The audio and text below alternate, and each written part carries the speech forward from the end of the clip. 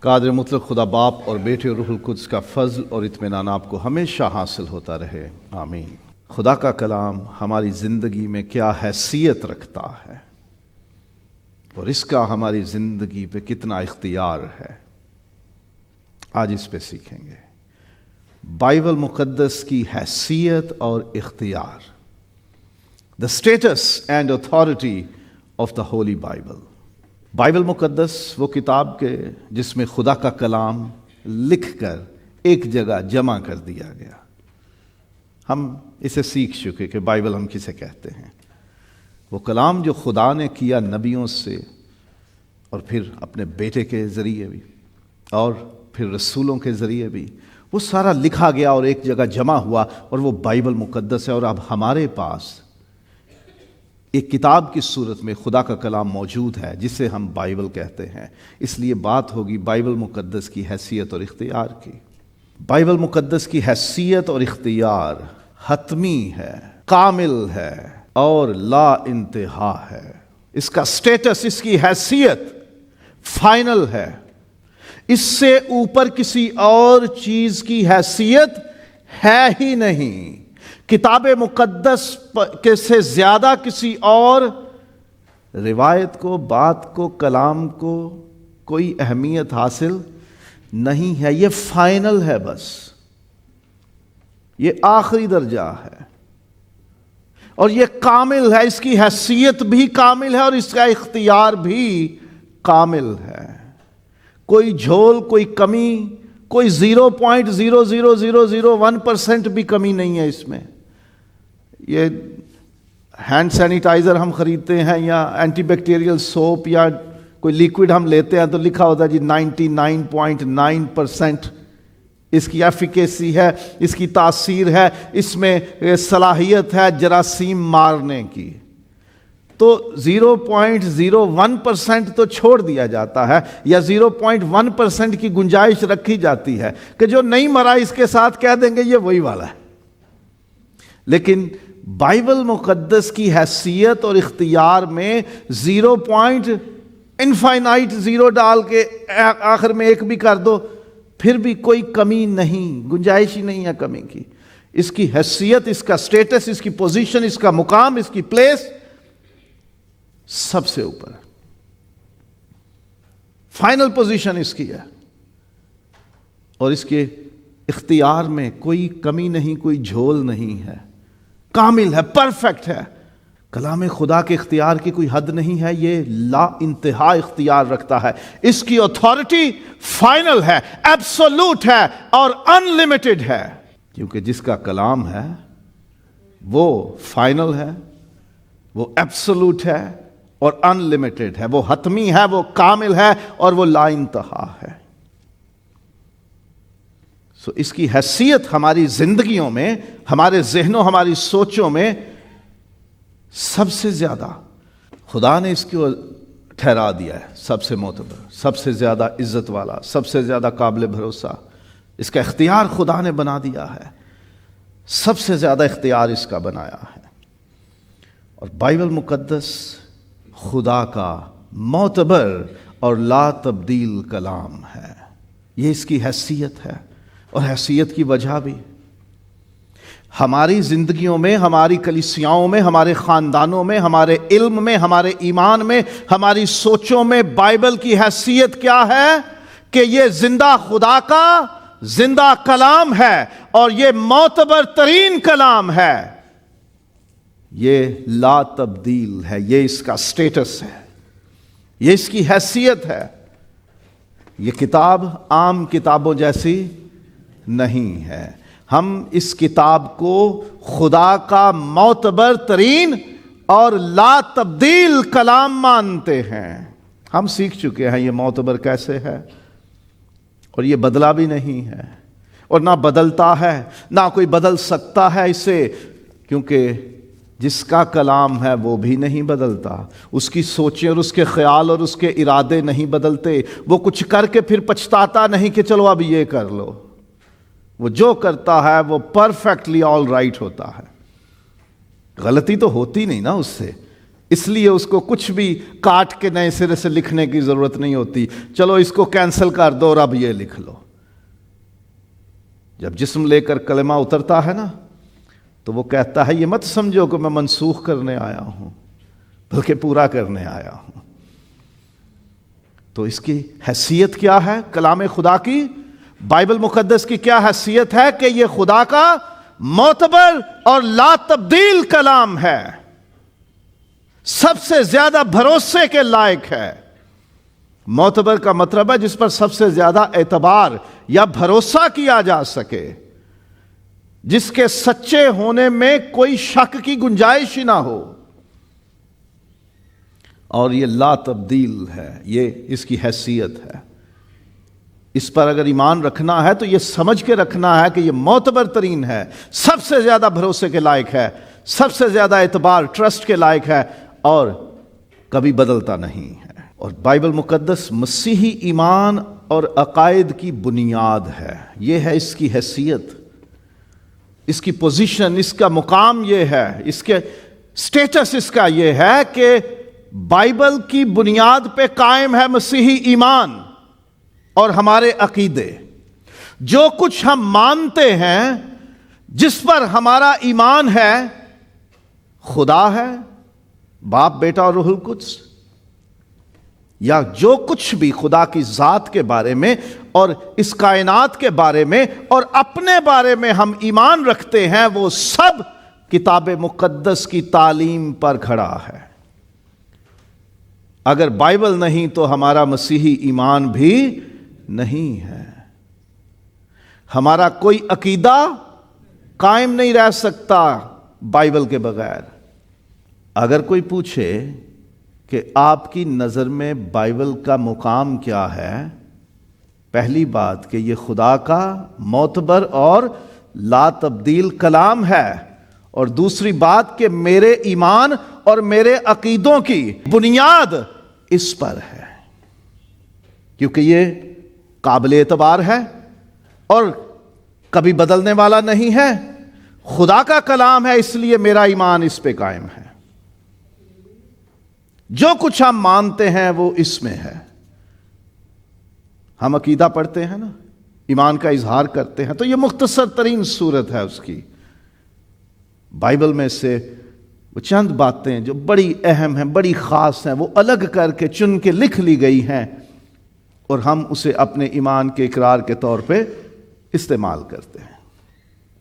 وہ ساری اس میں سے لی گئی ہیں باتیں۔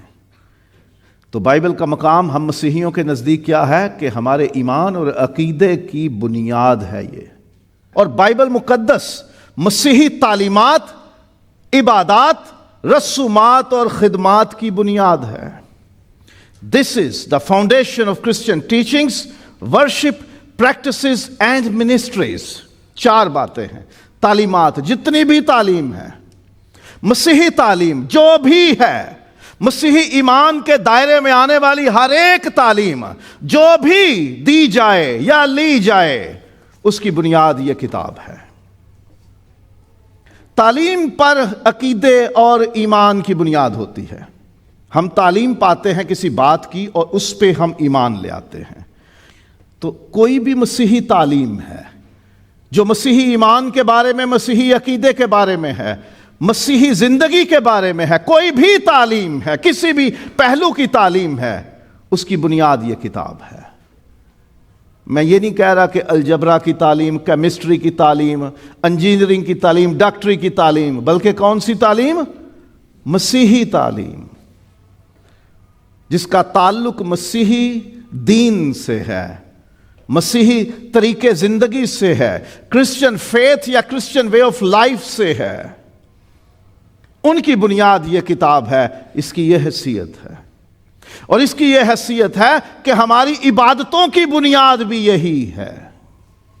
یہی کتاب ہمیں سکھاتی ہے، آؤ اس کی بارگاہوں میں داخل ہو، آؤ حمد کرتے ہوئے اس کے حضور حاضر ہو، آؤ اس کے حضور ساز بجا کر گائیں اور اس کی تعریف کریں۔ یہی ہمیں سکھاتی ہے کہ ہمیں کلام پڑھنا ہے، سننا ہے، دعا کرنی ہے، ساز بجانے ہیں، گیت گانے ہیں، اور خدا کے حضور ہدیے اور نذرانے پیش کرنے ہیں۔ یہ کتاب ہمیں سکھاتی ہے اگر کوئی بھی بات جسے ہم کہیں کہ یہ ہماری عبادت ہے اس کتاب سے ہٹ کے ہے تو وہ مسیحی عبادت نہیں ہے۔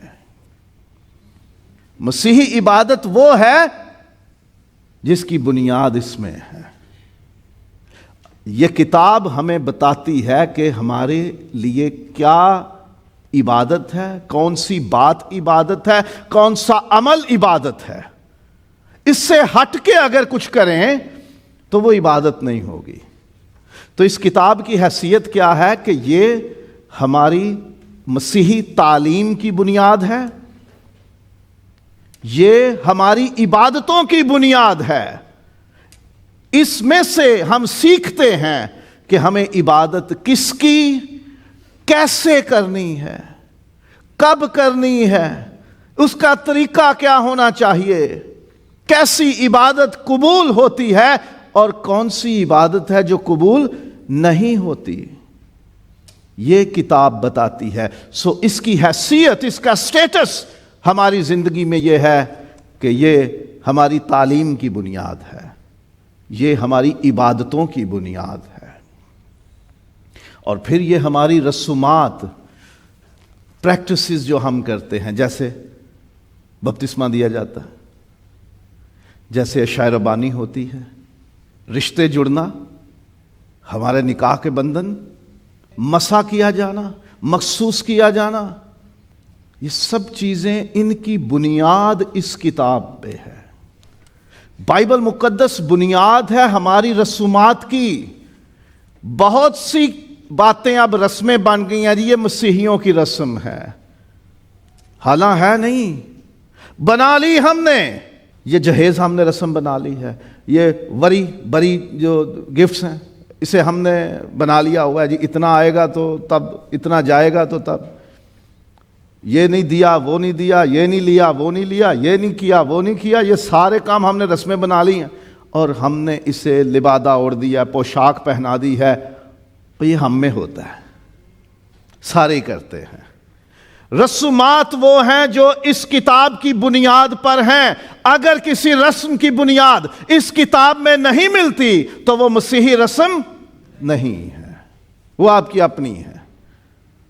تو مسیحیوں کی تعلیم کی بنیاد بائبل ہے، مسیحیوں کی عبادات کی بنیاد بائبل ہے، مسیحیوں کی رسومات کی بنیاد بائبل ہے، اور مسیحیوں کی خدمات کی بنیاد بھی بائبل ہے۔ ہم خدمت کسے کہتے ہیں؟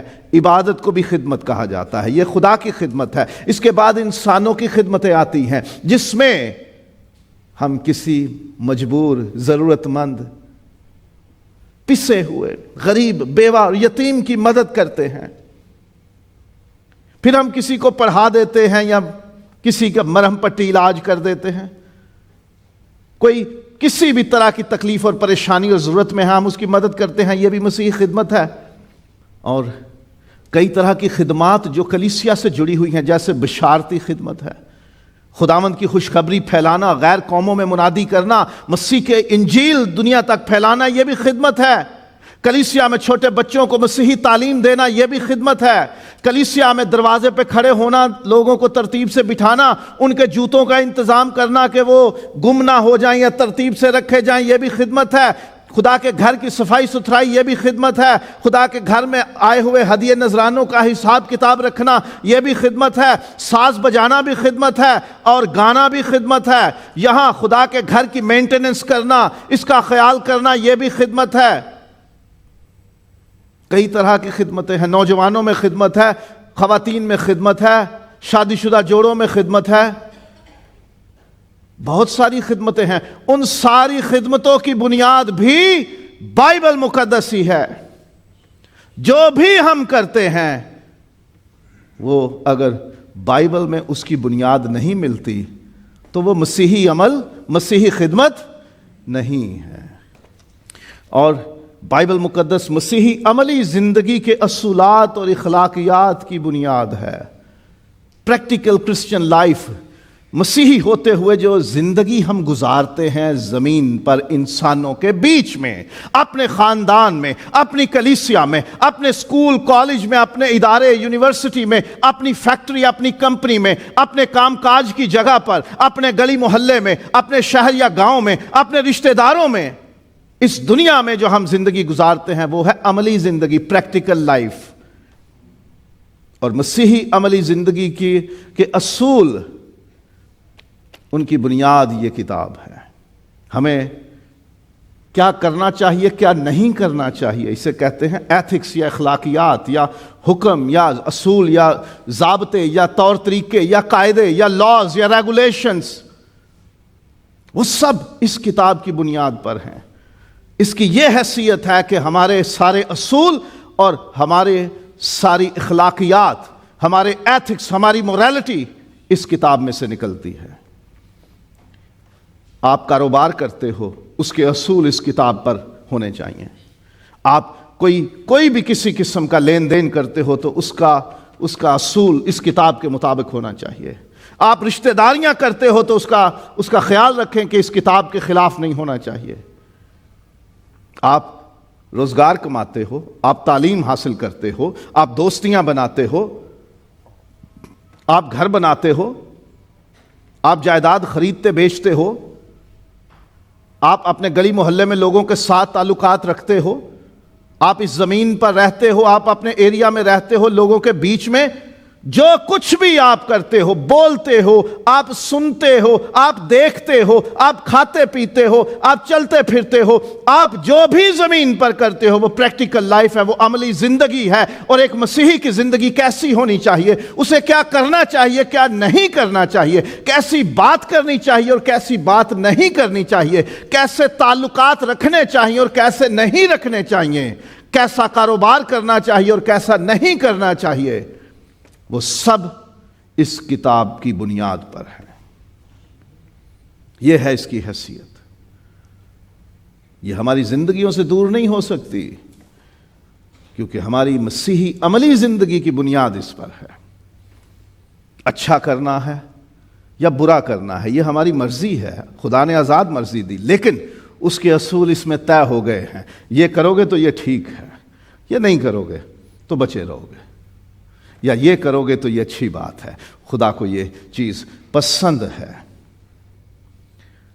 حکموں کی بات 10 حکم ہیں، بڑے سادہ سے خروج میں لکھے ہیں۔ اور پھر یسوع مسیح نے پہاڑی واز جو ہے متی کی انجیل کے 5ویں باب سے 7ویں باب تک 3 باب ہیں، صرف یہ دو مثالیں ہیں، یہ اصول ہیں زندگی کے، زمین پر کیسے جینا ہے، لوگوں میں کیسے رہنا ہے، اس زمین پر رہتے ہوئے ہماری زندگی کیسی ہونی چاہیے۔ یہ 2 صرف مثالیں لکھی ہیں، پوری بائبل ہمیں سکھاتی ہے کہ ہماری مسیحی عملی زندگی، کرسچن پریکٹیکل لائف، چاہے وہ خدا کے گھر میں ہے، چاہے وہ دنیا میں ہے، کیسی ہونی چاہیے، اس کی بنیاد اس کتاب پر ہے۔ اب یہ حیثیت کی بات ہو گئی۔ اس کی حیثیت کیا ہے کہ یہ کلام خدا ہے جو سب سے زیادہ معتبر اور لا تبدیل ہے، اور اسی پر ہمارے ایمان اور عقیدوں کی بنیاد ہے، اور اسی پر ہماری تعلیم، مسیحی تعلیم، ہماری عبادتیں، ہماری رسمیں اور ہماری خدمتیں قائم ہیں، اور اسی میں ہماری عملی زندگی کے اصول اور اخلاقیات، ضابطے، قاعدے اسی پر کھڑے ہیں۔ یہ اس کا مقام ہے۔ اگر اس کو نکال دو تو ہم مسیحی بھی نہیں ہیں، ہمارا ایمان بھی کچھ نہیں ہے، کیونکہ ایمان کیسے پیدا ہوتا ہے؟ سننے سے، اور سننا مسیح کے کلام سے۔ ایمان ہی کوئی نہیں ہمارا اگر یہ نہیں تو۔ یہ مقام ہے اس کا، یہ اس کی حیثیت ہے، ہمارے ایمان کی بنیاد ہے، ہمارے عقیدوں کی بنیاد ہے، ہماری عبادات، ہماری تعلیمات، ہماری رسومات اور ہماری خدمات کی بنیاد ہے، ہمارے اصولات اور اخلاقیات کی بنیاد ہے۔ اب پتہ اس کا اختیار کتنا ہے؟ دنیا کی ساری حکومتوں اور قوانین سے زیادہ اختیار ہے اس کا۔ کسی بھی محکمے میں ایک بڑا افسر ہوتا ہے، چھوٹے چھوٹے سارے افسر اس کے ماتحت ہوتے ہیں۔ جو بڑا افسر کہہ دے، چھوٹے کی کیا جرت ہے کہ اس کو روک دے؟ چھوٹا جو کچھ مرضی کہے، جب بڑا آ کے کہتا ہے نا کر دو، تو سارے قانون قاعدے ادھر ادھر ہو جاتے ہیں۔ کلام خدا کو اختیار حاصل ہے دنیا کی تمام حکومتوں پر اور دنیا کے تمام کانسٹیٹیوشنز، لاز، قوانین اور آئین پر۔ اگر حکومت آپ سے کہتی ہے کہ آپ نے یسوع کا نام لے کر عبادت نہیں کرنی، اور حکومت آپ سے کہتی ہے کہ آپ کلام خدا نہ پڑھ سکتے ہو، نہ رکھ سکتے ہو، نہ چھاپ سکتے ہو، نہیں تو موت کی سزا ہوگی، کیا کرو گے؟ پطرس کی طرح کہنا پڑے گا، ممکن نہیں کہ ہم انسان کے مقابلے میں خدا کا حکم ٹال دیں۔ ممکن نہیں کہ ہم انسانوں کا حکم مان لیں لیکن خداوند کا حکم ٹال دیں۔ ممکن نہیں کہ ہم انسانوں کے مقابلے میں خدا کے حکم کو کم درجہ دیں۔ نہیں، خداوند نے کہا ہے کہ تو اپنے سارے دل، ساری جان، ساری طاقت اور ساری عقل سے مجھ سے محبت رکھ، تو میری عبادت کر تو میں تیرے روٹی اور پانی پر برکت دوں گا۔ میں نے اپنے کلام کو تیرے لیے نازل کیا تاکہ یہ تیرے بدن، تیری جان اور تیری روح کے لیے افزائش اور قوت اور طاقت اور برکت کا وسیلہ ہو۔ تو انہیں پڑھنا، تو ان پر غور کرنا، تب تجھے اقبال مندی کی راہ نصیب ہوگی اور تو کامیاب ہوگا۔ تو ہم خدا کا حکم کیسے چھوڑ دیں؟ حکومتیں جو مرضی کہیں، کلام خدا کی حیثیت سب سے زیادہ ہے۔ مشکلوں سے، بڑی قربانیوں کے بعد بائبل ہم تک پہنچی ہے۔ لوگوں نے جانیں قربان کی ہیں، اولادیں قربان کی ہیں، اس کلام کو اپنے پاس رکھنے کے لیے، اسے پڑھنے کے لیے اور مجھ تک اور آپ تک اسے پہنچانے کے لیے۔ انہوں نے حکومتوں کی پرواہ نہیں کی، انہوں نے کسی قانون، کسی لا، کسی شک کی، کسی آرٹیکل کی پرواہ نہیں کی۔ جہاں خدا کا کلام کچھ کہتا ہے، ہر ایک انسانی حکومت اور ہر ایک قانون جو انسان نے بنایا ہے وہ نیچے ہے۔ بادشاہ نے حکم جاری کر دیا کہ کوئی میرے سوا کسی اور کے آگے ہاتھ نہیں پھیلائے گا، کسی اور کے سامنے نہیں جھکے گا، نہ دعا کرے گا۔ لیکن خداوند کا بندہ دن میں 3 بار ہیکل کی طرف کھڑکی کھول کے دعا کیا کرتا تھا۔ پکڑا گیا، کہاں ڈالا گیا؟ شیروں کی غار میں۔ 3 دوست مورت کو سجدہ نہیں کرتے اور کہتے ہیں ہم تو خدا کی عبادت کرتے ہیں، وہی بچائے وہی جانے، نہ بھی بچائے تو خیر ہی ہے، لیکن بادشاہ تجھے معلوم ہو تیری مورت کو سجدہ نہیں کرنا۔ پطرس اور یوحنا پکڑے گئے تو قوم کے سرداروں نے ان سے کہا کہ یسوع کا نام لے کر آج کے بعد تم تعلیم نہ دینا، لیکن انہوں نے کہا کہ یہ ہو ہی نہیں سکتا، تم تو انسان ہو، خدا کا حکم ہے ہمیں کہ منادی کریں اور کریں گے، کیونکہ یہ ممکن نہیں ہے کہ ہم انسانوں کے مقابلے میں خدا کے حکم کو اہمیت نہ دیں۔ ہم دیں گے، ہم خدا کی بات مانیں گے۔ یہ واجب اور مناسب ہے کہ خدا کے کلام کو، خدا کی بات کو، خدا کے حکم کو زیادہ اہمیت دی جائے۔ اور بائبل مقدس تمام انسانی ثقافتوں اور روایات سے زیادہ با اختیار ہے۔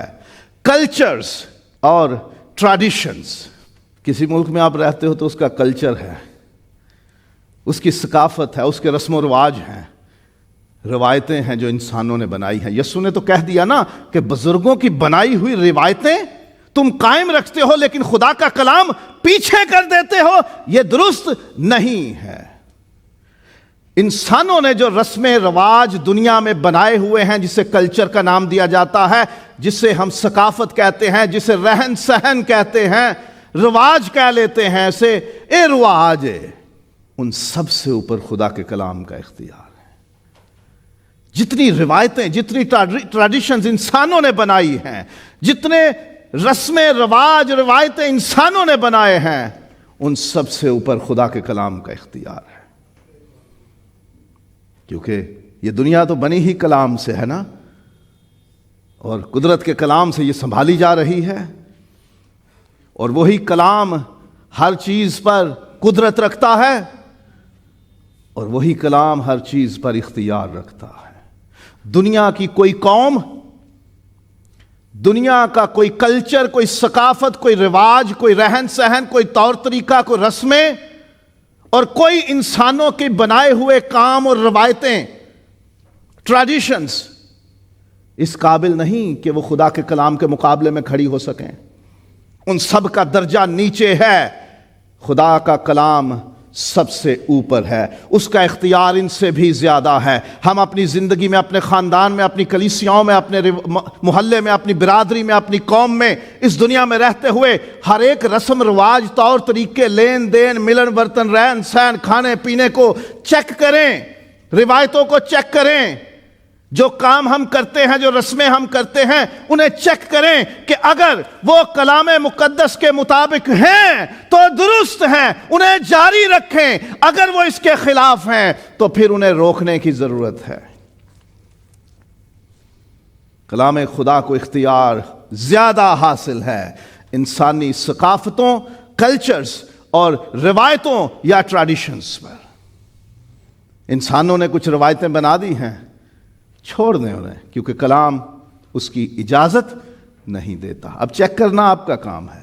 اگر کسی روایت کے بارے میں، اگر کسی کلچر کے بارے میں آپ کو کوئی کشمکش ہو، الجھن ہو کہ پتہ نہیں ٹھیک ہے کہ نہیں، تو کلام پڑھیے اس کے بارے میں، سیکھیے اس کے بارے میں کہ یہ کرنا جائز ہے یا نہیں ہے، یہ درست ہے یا نہیں ہے۔ احتیاط کیجیے۔ خدا کے کلام کو، بائبل مقدس کو ہر ایک ہیومن کلچر اور ٹریڈیشن پر برتری حاصل ہے، اسے اختیار حاصل ہے۔ اور پھر بائبل مقدس تمام انسانی حکمت، علوم اور تجربات سے زیادہ با اختیار ہے۔ جتنی بھی انسانی عقل ہے، جتنی بھی پڑھائیاں اور ڈگریاں ہیں، اور جتنا بھی علم ہے، جتنی بھی سائنس ہے، جتنی ریسرچ اور تحقیق ہے، اور جتنے تجربے انسان کرتا ہے، اس کے بعد اگر کوئی کہے جی ہم نے 50 سال تجربے کیے، ہم نے 50 سال پڑھائی کی، ہم نے 50 سال محنتیں کر کے، بڑی عقل لگا کے، ہم 500 بندوں کا ایک بڑا سا گروپ تھا اور ہم نے مل کر اب یہ نتیجہ نکالا ہے کہ کائنات میں کوئی خدا نہیں ہے، تو کیا کر لیں گے؟ اسے مان لیں گے، کیونکہ وہ 500 بندے بڑے عقل مند تھے، وہ 500 بندے بڑا علم رکھتے تھے، وہ 500 بندے وہ بڑے تجربے انہوں نے کیے تھے دنیا میں، اور 50 سال محنت کی انہوں نے، اور پھر اس نتیجے پہ پہنچے کہ کہیں خدا نہیں ملا، کہیں دکھا نہیں، کہیں اس سے بات نہیں ہوئی، اس لیے خدا ہے ہی نہیں۔ بائبل بھی ان کے بارے میں کہتی ہے کہ ایسی عقلوں والے احمق ہیں، بے وقوف ہیں، they are fools، کیونکہ احمق نے اپنے دل میں کہا کہ کوئی خدا نہیں ہے۔ انسانی عقل دھوکہ کھا سکتی ہے کیونکہ یہ کمزور ہے، یہ محدود ہے، اس میں اتنی کیپیسٹی نہیں ہے کہ ہر چیز کا علم رکھ سکے۔ انسانی علم، ناک والے ڈاکٹر کو پاؤں کا نہیں پتا، ہڈیوں کا نہیں پتا، اسے معدے جگر کا نہیں پتا، کیونکہ اس کا علم صرف ناک تک ہے۔ ہر ایک انسان جتنا مرضی پڑھ لے، اس کا علم، اس کی حکمت، اس کے تجربے محدود ہیں، تھوڑے ہیں، اپنے ہی شعبے میں ہیں، وہ دوسروں کا علم نہیں رکھ سکتا۔ ہم اگر یہ دعویٰ کریں کہ ہماری عقل نے، ہماری حکمت نے، ہمارے علم نے، ہمارے تجربے نے یہ ثابت کیا ہے کہ بائبل غلط ہے، تو آپ کی حکمت، آپ کا علم، آپ کا تجربہ غلط ہے، کیونکہ انسان غلط ہو سکتے ہیں، خدا غلط نہیں ہوتا اور اس کا کلام غلط نہیں ہوتا۔ خدا غلط نہیں ہے اور اس کا کلام بھی غلط نہیں ہے۔ سو انسان کہے میرا علم، میری حکمت، میرے تجربے یہ کہتے ہیں چیزیں ایسی ہیں، تو ایسا نہیں ہے۔ ہو سکتا ہے کہ آنے والے زمانے میں نیا سائنسدان اٹھ کے کہے وہ تو بے وقوف تھے جو کہتے تھے ایسا۔ اصل بات تو یہ ہے، اور ایسا روز ہوتا ہے، نئی نئی تحقیق ہوتی ہے، نئی نئی سائنس سامنے آ رہی ہے، تو ہر ایک انسانی علم، تمام انسانوں کی حکمت اور تجربے بھی کوئی مقام نہیں رکھتے خدا کے کلام کے مقابلے میں۔ خدا کے کلام کی اتھارٹی سب سے زیادہ ہے، اور ہر فرقے، گروہ، نظام اور فرد سے زیادہ بائبل مقدس با اختیار ہے۔ کوئی بھی دنیا کا گروہ ہے، جماعت ہے، قوم ہے، قبیلہ ہے، فرقہ ہے، فرقوں کو ڈینومینیشنز کہتے ہیں، گروہ کو گروپس کہتے ہیں، نظام سسٹم، فرد انسان، ایک اکیلا آدمی۔ کئی گروہوں میں یہ ہے کہ جو ہمارا سب سے بڑی پوزیشن والا بندہ ہے نا، وہ غلط نہیں ہو سکتا، وہ جب بولتا ہے تو ایسے ہے جیسے خدا بول رہا ہے۔ نہیں، وہ انسان ہے، انسان ہے، اور کوئی بھی انسان کامل نہیں ہوتا، اس کا علم کامل نہیں ہوتا۔ علم ہمارے ناقص ہیں، ہماری عقلیں ناقص ہیں، کسی بھی انسان کا علم کامل نہیں ہے۔ اور کوئی گروہ کہہ دے کہ ہم نے یہ فیصلہ آج کر لیا ہے اس لیے ہم بالکل درست ہیں اور کلام خدا کو چھوڑو، میری بات مانو، ہمارے گروپ کی بات مان لو، ہمارے فرقے کی بات مان لو، ہماری جماعت کی بات مان لو، ایسا نہیں ہے۔ خدا کا کلام سب سے اوپر ہے۔ ساری دنیا مل کر بھی کہے نا کہ یسوع خدا کا بیٹا نہیں ہے، تو کیا مان لو گے؟ اگر سارا جہان مل کر بھی کہے کہ یسوع کے علاوہ کوئی اور نجات دہندہ ہے تو مان لو گے؟ کیونکہ بائبل کہتی ہے کہ آسمان کے تلے آدمیوں کو کوئی دوسرا نام نہیں بخشا گیا جس کے وسیلے سے ہم نجات پا سکیں۔ تو سارا جہان مل کر، سارے ڈینومینیشنز مل کر، پوری کونسلز مل کر، تمام سسٹمز مل کر، ہر قانون اور قاعدہ اور حکومتیں مل کر، تمام بڑی بڑی پوزیشن والے لوگ بھی مل کر یہ فیصلہ کر لیں کہ یسوع کے علاوہ کوئی اور نجات دہندہ ہے تو ہم نہیں مانیں گے، کیونکہ بائبل کہتی ہے کہ اس کے سوا کوئی اور نہیں ہے۔ بائبل سب سے زیادہ با اختیار کتاب ہے، ایمان کے لیے، عبادتوں کے لیے، تعلیم کے لیے، رسومات کے لیے، خدمات کے لیے، اخلاقیات کے لیے، اصولات کے لیے۔ بائبل سب سے زیادہ با اختیار ہے۔ کوئی نظام بنانا ہے تو اس پر بھی بائبل با اختیار ہے، کوئی رشتہ بنانا ہے تو اس پر بھی بائبل با اختیار ہے، کوئی کاروبار کرنا ہے تو اس پر بھی بائبل با اختیار ہے، کوئی عقیدہ بنانا ہے تو اس پر بھی بائبل با اختیار ہے۔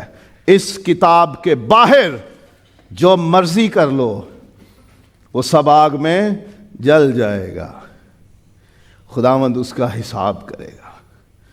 جو اس کتاب پر کھڑا رہے گا، اس ایمان پر کھڑا رہے گا، اس کتاب کی حیثیت کو مانے گا اور اس کتاب کے اختیار کو مانے گا، وہ خداوند کے حضور مقبول ہوگا، کیونکہ یہ سب سے زیادہ حیثیت والی، مقام والی اور سب سے زیادہ اختیار والی کتاب ہے۔